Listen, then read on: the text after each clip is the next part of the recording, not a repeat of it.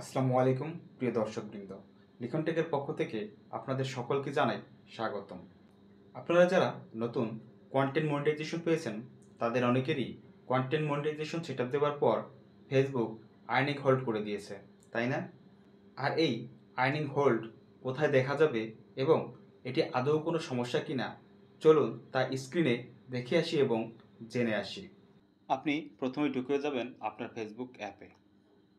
এখানে ঢোকার পর আপনি আপনার মূল প্রোফাইলে ঢুকবেন। ঢোকার পর প্রফেশনাল ড্যাশবোর্ড এখানে প্রেস করবেন। এখানে প্রেস করে স্ক্রল করে নিচের দিকে যাবেন।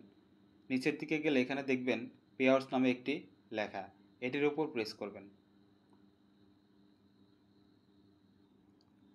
এখানে প্রেস করলে আপনি দেখতে পাবেন ইয়োর আর্নিংস আর অন হোল্ড। এখন কথা হচ্ছে, এটা কি কোনো সমস্যা? অনেকেই কিন্তু এটা নিয়ে অনেক দুশ্চিন্তায় আছেন।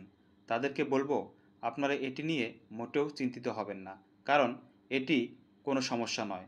কন্টেন্ট মনিটাইজেশন সেটআপ দেওয়ার সময় নতুন কিছু তথ্য সংযোগ করার কারণে ফেসবুক সেগুলোকে ভেরিফাই করার জন্য কিছুদিন সময় নেন। তার প্রমাণ হিসেবে এই যে দেখুন, তারা এই মেসেজের নিচের দিকে নির্দিষ্ট একটি ডেট দিয়ে দিয়েছে। এই ডেটের মধ্যেই তারা এটি উঠিয়ে নেবে।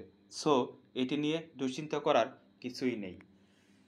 ভিডিওটি ভালো লাগলে সবাই সাবস্ক্রাইব করে পাশে থাকবেন। ধন্যবাদ সবাইকে।